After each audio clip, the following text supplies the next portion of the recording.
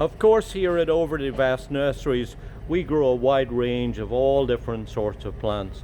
And now in the early summer, along with our roses and many other perennials, lavender seems to be some of the most popular things that we see going out to garden centres across our region.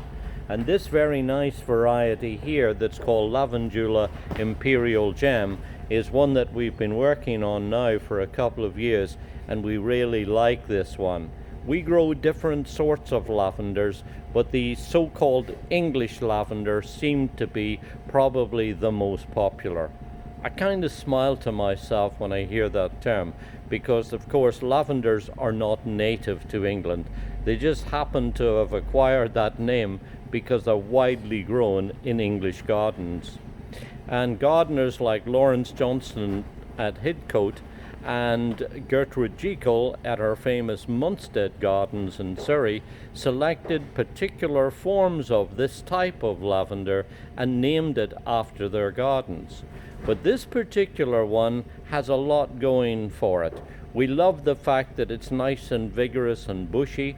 We love the fact that it produces lots of these gorgeous flowers that you see it carries very prominently above the crown of silvery grey foliage. And we like the fact that it seems to be very well shaped all the way round. And we're not the only ones, because the Royal Horticultural Society have trialled this variety for 3 years at Wisley, and during that time they thought so much of it that they awarded it an award of garden merit, which is the highest award that a plant can get, and you can only get it after it's been trialed for a 3-year period. And then at the Chicago Botanic Gardens, Richard Hawke also took a study of lavenders, different sorts, over a 7-year period. And when he tested this one over a period of 6 years, he declared it as their top performing variety. He liked, like we do, the robustness and hardiness and reliability and freedom of flowering and the overall performance of this excellent variety. Now, it's one that turned up in 1968 at the famous Norfolk lavender farms in England. Lynn Chilvers, the owner at that time, picked it out and called it Nana.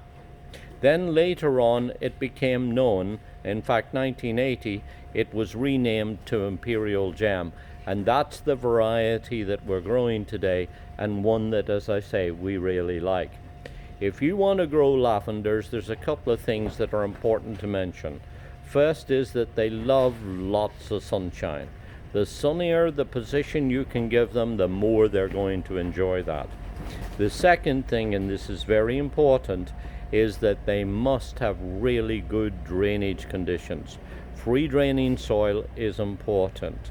And so if you've got a rocky, a gravelly, thin soil, unlike other plants that we're telling you to grow in rich, fertile conditions, with lavenders they want the opposite.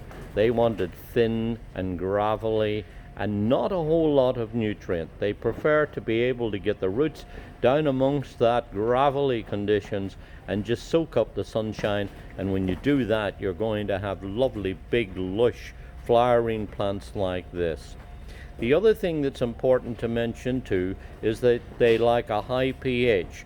So check your soil, and if it's on a pH of neutral or lower than that, give them some lime, because they ideally need a pH somewhere between 6.5 or 7 to 8, somewhere in that region.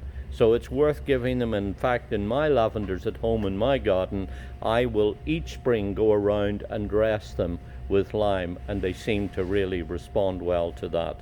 The final thing to mention, and this is also important, is that you should go through after they finish flowering, and I usually wait till the largest proportion of the plants, the flowers rather, have turned brown, and at that point I go in with a pair of pruners or hedging shears and clip them back. Take off all the old flowering stems. That does a couple of things. The first is it keeps them bushy and juvenile, which stops them from becoming leggy and woody at the base. The other thing, it also stimulates lots of young fresh growth that then comes out with lots of fresh buds. You might lose a week or two of flowering, but you'll find that the resurgent growth that comes afterwards is nice and strong and lush. So here's a plant that will give you gorgeous flowers, beautiful fragrance, that butterflies and pollinating insects are going to love, and that you can enjoy growing, whether you have it as a single plant or you plant a nice big bold group of it.